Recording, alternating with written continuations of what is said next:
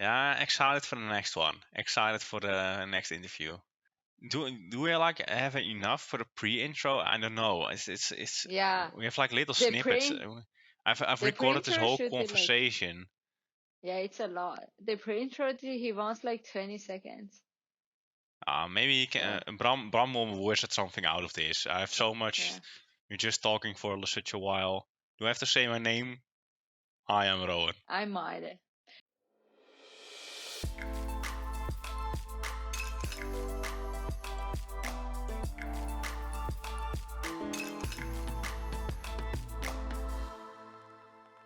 Hi, welcome to another episode of the Icarus Idea. My name is Maede and I'll be hosting this season together with Rowan. We are super excited for this episode because not only it's our first episode of the new season, but also thanks to vaccination, COVID has finally chilled down and we are able to sit together with our guest in his studio instead of a Skype video call. So Rowan, can you please introduce our guest today? Of course I can. After graduating from the Design Academy Eindhoven in 1996, I took to work at the Nederlands omroepproductiebedrijf, where I worked as an interior and graphic designer, designing decors and studios for the Dutch television. He did coaching and teaching for a while at St. Lucas and the BNO, and up to this day has been working for himself as a design consultant, art director and an identity coach. Doing assignments for a wide range of clients, under which NPO, while also being an artist and a painter at the same time. Right now, he continues his educational trend with UNext, a new educational program for creative business studies with an emphasis on identity development and design thinking. Welcome, Coen van Ham. How are you doing?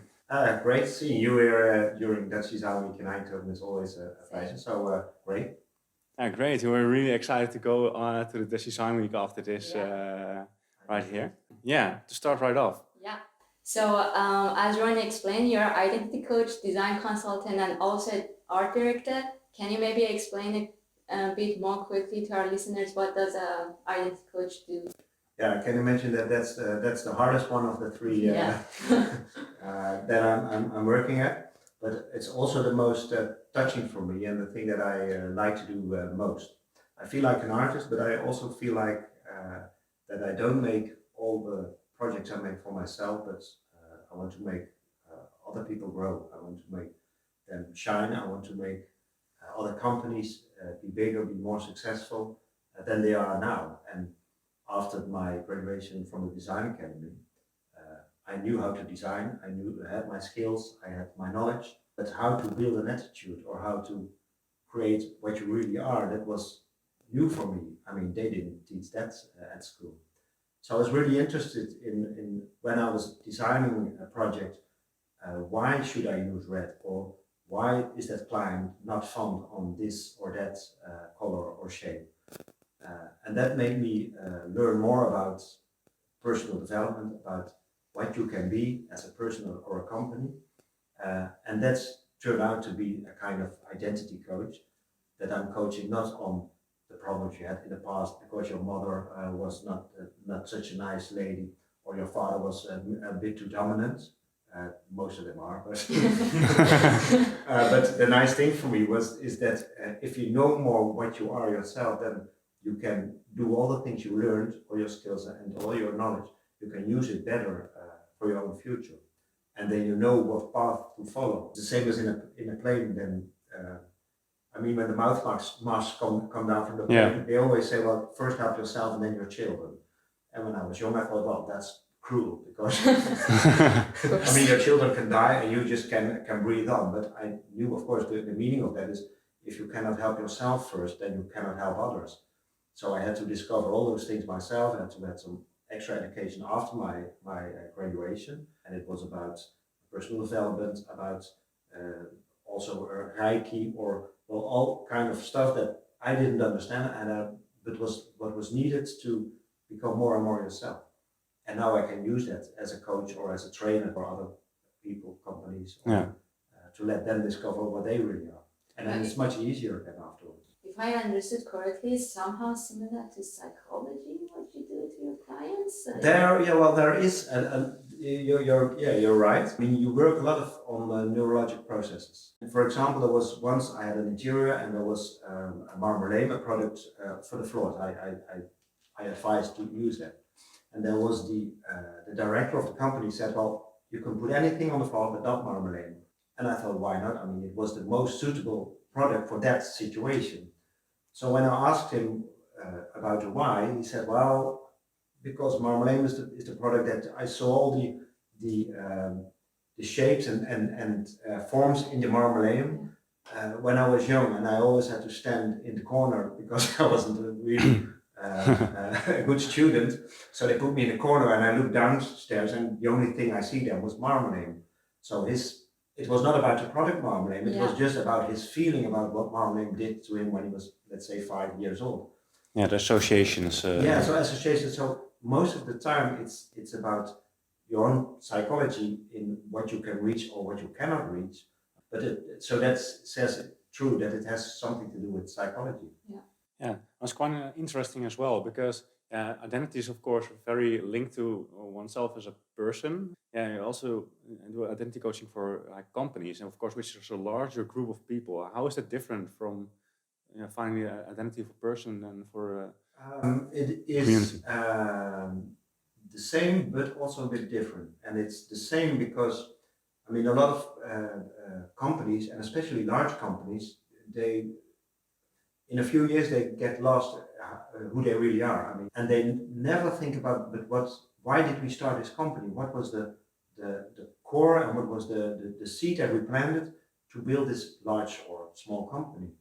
And that's the same with people. So, but the advantage with large companies, when you have a group of 10 or 15 people that I have training with, and most of the time I use them, not only the CEO, but also the secretary. I mean, you have all layers of the company.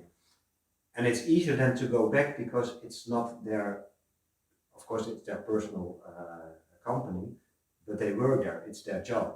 And it's their being in as an employee in a company. Yeah. When you do it with smaller companies, one person companies, or with designers or with other people, then you touch easier to also the personal problems that are coach someone with. So that's, I mean, in a large company, makes it easier because they say, well, we want the best for the company. Yeah. And the most of the company, they invest a lot in their marketing budget, for example. But a lot of those investments are just polishing the outside. Okay, we want to have more young clients, well, just hire someone young and the young clients will come. But when you're in the core a really conservative and old-fashioned company, then you can call Beyonce to fix that, but that won't work. So when you are that, you have to reinvent yourself. You have to go to your own core, and then okay, if we want to be a kind of Beyonce-ish kind of company, then you have to develop and change yourself to that. Yeah, you really change around the identity. Then, if you're conservative, then maybe a little bit more progressive company, for example. Yeah, but I mean, I had once an insurance company, and it was really conservative. A lot of finance companies are, and they wanted to fix themselves and be more hip. But after the session, I noticed that, I mean, you cannot really change people. You can be more yourself, so that's good. But change, I mean, if you have to be Beyonce, I think you also don't want to be it, because it's not how you were born. I'm not a single lady. That's true. But the nice thing is that the company said, but we need the other market, also the younger and the more progressive market. So they started a new company next to the existing company, because all the people that work there, I mean, I say sometimes you cannot, I mean, don't let a cow type your letter. I mean, because a cow cannot type. Yeah. A lot of cows can't. But that's, so don't try to change the cow in typing, just let's take some other company, other people, another project let's type your letter, for example. Yeah. And that's still really the identity. But how do you then make the step from the identity to the designing? Is that because you also did a lot of branding and interior design? How do you translate an identity towards that brand? Well, the nice thing is that sometimes I have a project or coaching, and at the end of the season, I don't design anything at all, because let's say when someone wants something with old wood and just make a kind of chair, put it in with all kind of cars and well, actually chairs that don't sit really well. Well, when you have that kind of problem, go to Peter and A. Yeah. And if that should be the solution of your identity, that your interior should look like Peter and A, then well, just call him. So that is my solution. Okay, we did the first step of the project, and I'll go to another one, or to Pieter and Joost, or to whoever that fits best. But well, 50% of the project, there's something I say, okay, now I know who you are. Well, I can translate that to image. And that can be an interior, that can be anything that is needed for the company. And when it comes to designing, and that's, let's say, 50% of the project, then I know the inputs, because then I know, I ask most of the time, that's 3 things are most of the time easy to remember. So for you also to remember, when a good company or person has the 3 V's, has values and is valid, then I can design on that input. I can design almost anything. And value is about what's your company worth or your product. Yeah. Does it touch values? I mean, if some product has no feeling at all, most of the time it's worthless. I mean, we were talking about Starbucks, for example. I mean, it's the same coffee you buy and you make at home, but at home it's 30 cents and at Starbucks it's €5. So the complete difference between that 30 cents and €5 is just emotion, is the values that it touches, that you're walking on the street with a cup with your name wrongly spelled because they do it on purpose. So all that kind of stuff makes the theatrical experience. And that's really nice to do. And the valid means it has to be, that's really also from more important nowadays, it has to be valid, it has to be true. If you sell shit, you get shit. If you sell fashion, fast fashion, perhaps you won't make it that much longer, because people are starting to change and thinking about the future. So it has to be true, it has to have value, and it has to touch values. And when you know those 3 things in your program, your design program, then you can easily design something, if you know the inputs, what is needed. So. Yeah. So you started your work as a freelancer, and you managed to find like some companies, like clients like NPO. How did you start off? Did you go to find clients, or did they come to you? No, I mean, when I finished school, they said, well, it was the design academy, it was a nice education, but at the end I thought, okay, and now I want to start, and actually I don't know anything about starting your own company, even not about sending a letter to a company to be an employee. So there were a lot of things that I was missing in my education. And one thing I learned from my mother, I mean, she always said, flying birds catch more than sitting birds. So you have to go to all the things that you like. And I liked the world of television at those days, because it was a magical world. It's kind of fake, but also real, and they had a real large audience. So I just wrote a letter to the NOB those days, and I said, well, I want to do a project with you. And they said, well, that was a nice thing with being young. That they said, well, he's young, but I mean, he doesn't bite, so let's spend an hour with him. So that really works out good. But a lot of creative people are also not that kind of a salesperson. Yeah. But presenting yourself or being yourself and just going to where your interest is, well, it's the best advice you can have. And I mean, perhaps you go to the pharmaceutical companies, if you like that. You go to a kind of I don't know, a building company, and you go to, well, imagine where you want to go to. But I always thought, well, if there is something glowing in my heart that I want to go there, just like I was a child and you want to go to the playground, well, that's a kind of internal feeling. Just follow it, but don't wait that they will find you, and don't just. I mean, also the design, there are a lot of people putting their product there, and then they hope, well, the world's going to change. Well, it will be a big disappointment then. Yeah, we've heard this lesson from so many of our guests, that you just have to try and experience new stuff and don't be afraid. But I think as a student who is not graduated yet, I think it's a really hard thing and scary thing to do. Like, if you have this imagination that this company is perfect for me, I want to work there, but you always self-doubt yourself that maybe I'm not good enough to apply, or maybe I should wait a little bit more, gain more experience, and then after that do Yeah, it. that's Don't true. rush Yeah. into it. Yeah, I can imagine the feeling. I mean, you have Pippi Langkroep. I don't know if you know her. Yeah. Well, she always says, "Well, I've never done it before, so I think I can do it."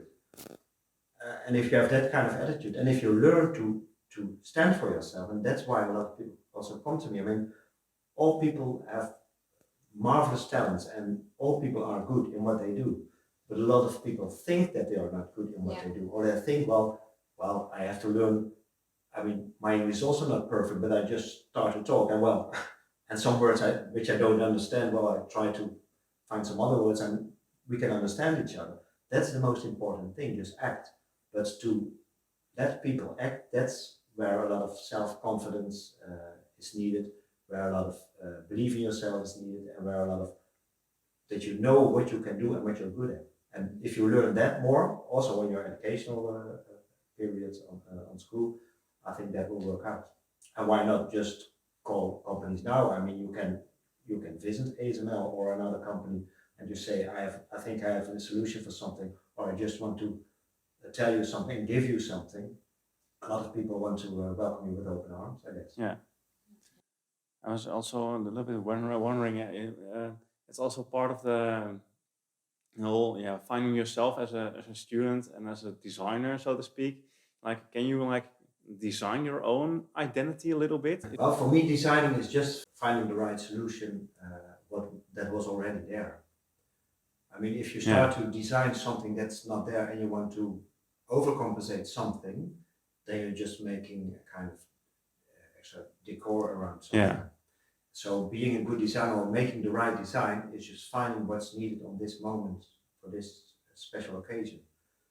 And it's not about, okay, so I have a chair, so why just make 50 colors of it and make some other things that no one needs. I mean, for me, that's not the core of design. It's just finding what's needed, and the solution is already there. I mean, this world, there's nothing new in this world. Everything there is was there about 1 million years ago, but we make new combination, new kind of combination with other products, with other materials, with other, when people grow bigger, then you need larger chairs. So you only make you make the solution of that question. Yeah. So you don't design anything at all. Yeah. In a product or a process, it's all the same for me. And you change the existing puzzle pieces on the board to fit to new ideas and new situations, so to speak. Yeah, and if you want to be a designer and look like a designer, I mean, a lot of people in my first year that I was teaching at St. Lucas in Boxtel, all designers look like designers. Because they thought when you are a designer, you have to have blue hair, you have to have other shoes, you have to be different than the rest. And that's good. I mean, it's good to discover who you are first. But in the second or third year, everyone was just wearing normal clothes again, because they thought, well, I can put the energy on myself. But after discovering myself and who I really am and what I really want to do, now is the time to put the energy on other people and products that I want to design. And I was once in Japan. I was a monk. I was there for work, and he was a monk, and he was also a designer at Mitsubishi. I didn't know. It's a strange combination. Yeah, it looks like a strange combination, and I also didn't know before that all cities in Japan are like Makita, etc. They're all cities in Japan, so they're just at the grocery store. You buy products, and they made a nice name of it, but it was just, well, Mitsubishi was also a place in Japan. But he said one thing really valuable to me, which I didn't understand first. And he said to me, you have to become a good designer first, and after that you can become a good human being. Yeah. And I didn't understand it, because I said, but why first be a good designer and then be a good human being? But he said, if you have your skills and you have all the things you need to do for work, then you can start. But why am I doing it actually? And that's why he became a monk after being a designer. And after he was also now a monk. He said, I want to help people. I want to do something for mankind. So that was, I always remember that sentence that he told me. Yeah. But as you explained, knowing your identity is quite important. It's like the initial step through the process of design. And you somehow do that for your clients, you do that for your clients to design stuff for them, whatever they're needing. But when we look at your portfolio on the website, we could like really see a harmony between the works and actually see your own identity in their work. How do you manage the balance between your identity as a designer, as a coach, to their client's identity? Yeah, that's a really good question. And as I said before, a lot of coaching sessions don't lead to a design at my own company. But if there is a kind of, there's also a kind of first intention why you meet each other. If you see someone on the dance floor in a discotheque, there are 50 people, but only one or two catch your eye. And a lot of project that I see also carry my identity. In designing, I cannot get rid of my own way of how I work with color, how I work with shape. So it's actually a kind of, after the first date, after the first sessions with looking for the identity, afterwards you can see, well, shall we get married with each other and shall we combine the qualities that I have with the qualities that you have? And if it's not, if it has to be a kind of Buddhist pita, well, please go to there, because I won't copy that kind of work. But you're right, the atmosphere of my work has also a kind of atmosphere that some people find it attractive and some really hate it. And it's fine for me, because that are also the people that have to find other designers or other people to work with. But it's true, so you have a kind of, and that's your own identity, and most of the time when I needed it more, I needed to find my own identity and my own way of designing and being creative more. That's also why I started painting, and that for me now, if I really want to express myself, then I use my paintings for that. And if I want to express what a company needs, then I keep it, I make the designs for the company. So for me, the painting is, I'll still paint when I'm 85 or so, and perhaps I'm not designing then anymore, I don't know. Perhaps I'm still coaching, but designing a lot of times now, I use other designers now also to make the solution for the company. If it has to be more black and white, and I'm a colorful guy, so then I find some other designer and say, well, I think your style fits more this question. So that's what's changing. And of course, I don't put that on my own website. Yeah, it's like you match the identity of the company basically with the identity of a designer. And so if you design something, your identity matches with the identity of the company. Basically, it's like a synergy. Yes, it's like, I don't know how you call it, but people match other people. It's Tinder now. First thought in everyone's mind, Tinder. Designer Tinder, like, oh no, I don't like this one. But that could actually be a good idea for clients and designers, have a Tinder of like their designers' projects, and the client can be like, nah, I don't like this, nah, I don't like this. Swiping. But it works that way. Also in finding your job in the future, or even if you want to be your own design company, or you want to be a freelancer, the only thing that works is people that like other people are going to work together. A lot of people vibrate in the same way as you do. And if you find the same vibration, then you can work together, you can live together. The same frequency, basically. Frequency, that's perhaps a better word, Yeah, it's kind of, you're when you know who you are, basically, what you're saying, you start looking for a place to work which matches that same kind of vibe, to say it in a hip way. True. And that's more easy than just finding, I want to design buildings, or I want to design cars. It's about the right atmosphere. Most of the people find their right way. They do it all, not with their active brain, but it's all in their unconsciousness. But that's how you make decisions in life. No one makes decision with their consciousness. It's all gut feeling. Gut feeling, and the only thing that I try to do with all those companies and people is just try to find that gut feeling again, and then you can make the right decision just as easy as you want. You don't have to think anymore about it. Cut out all the bullshit and all the policies, and go back to the core. And the core. If you need a lot of, sometimes you see a design or in a museum or whatever, you see a project or a product, and there's a lot of text needed to explain it. I mean, then the product, for me, the product or the artwork or whatever doesn't work. Because why should you need such a big explanation? I mean, if you see the love of your life, you also don't need any explanation. You see, this is the love of my life. Okay. And the first thing, how can I get to her or him? That's the only question that counts. And that I need a lot of story about telling who I am and what my father does for a job, and that I'm really great and I'm impressive and I'm large and I have a lot of friends and I have a lot of money.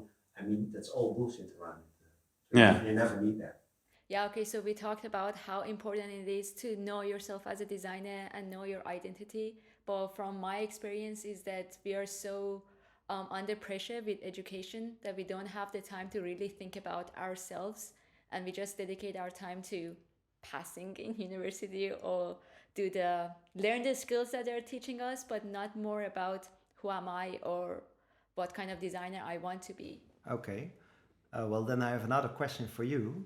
I mean, how many time do you spend a week in using Instagram or watching Netflix or having a beer with friends or booking your next holiday or all those kind of doing your groceries in a shop, which you can also, they deliver them also for free. So time is also a kind of excuse not to be busy with yourself. I mean, more people spend more time in booking their yearly holiday for 1 week than they spend a year on the quality of their lifetime, of the quality what they want to become or what their future might look like. So if you use time as an excuse, it is possible, but first think for yourself, where do I use all those spare time that I could not, for example, if you are an hour on Instagram, in an hour you have also a kind of coaching session. But it's not only about time, right? It's about how complicated your brain, does that make sense? Complicated your thoughts are and how dominate the university. That's true. And your brain has its own priorities, and you also send your own priorities to your brain. Yeah. So if you think that developing who you are and what you want to be is one of your priority, your first priority, then you'll make the time. Then everything will flow around it. And it doesn't cost a lot of time, but you have to be aware of it. I mean, being aware of that you're not aware of your identity is the first step. If you cannot ride a bike, the first step is, okay, I cannot ride a bike. So do I want to learn to ride a bike? Okay, then I'm starting to ride a bike, and in a few weeks you ride a bike. Yeah. So time is sometimes a good excuse, but it's most of the time it is an excuse. You can make time. They always say it's about priorities. Well, we all know that, but Instagram is so. Yeah. Well, the nice thing of Instagram, it's of course an hypnotic kind of. I mean, first you had television, now you have Instagram, and the only purpose of Instagram is keep you as long as they can on the Instagram. But no one learns anything from the Instagram, or no one is really moved by the Instagram. You're moved by sending a message to someone you like. But I'm also on the Instagram. It's not forbidden, but it doesn't teach you anything new. It just razzle-dazzles your brain, and that's nice sometimes if you want to be, but you can also meditate for 1 hour. I think you know more about yourself than being 1 hour on Instagram, and then afterwards you go half an hour on the Instagram as a small reward perhaps. Just to be neutral, Instagram has some benefits as well. Like I can imagine some of our listeners gonna be like, well, we learned some new stuff from Instagram. Of course, that's correct, but generally it's nicer to spend some time for yourself and meditating rather than spending it on Instagram liking. Yeah, you can like me. You can follow me on Instagram. That's no problem. I'll follow you back. Yeah, I think that's a nice ending to the episode. Let's wrap this up. Hope you listeners learned something new today like us. Thank you, Coen, for sharing your experiences. And thank you, listener, for listening. Let us know if you liked the episode. We appreciate your comments anytime. You can reach out to us via email or Instagram. Hope you enjoyed the episode.